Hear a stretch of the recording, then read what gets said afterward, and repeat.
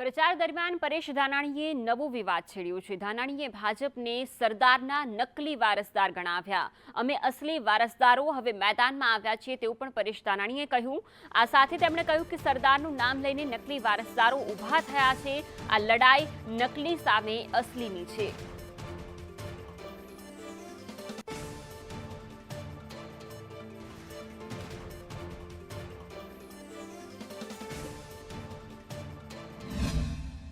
વર્ષ પછી હવે બધાને એ વાત સમજાણી છે કે આ ભારતીય જનતા પાર્ટી એ કોઈની નથી, માત્ર સત્તાને સાચવવા માટે સમાજની અંદર વિભાજન કરાવે છે। ત્યારે હવે ગુજરાતના લોકો એ વાત જાણી ગયા છે કે આ નકલી સરદારના નકલી વારસોએ ગુજરાતને ગીરવે મૂકવાનું પાપ કર્યું છે, ગુજરાતને સામાજિક સંરચનાને તોડવાનું પાપ કર્યું છે, ગુજરાતમાં ક્યાંય નાત જાત ભાત વચ્ચે વેર રોકવાનું કામ કર્યું છે।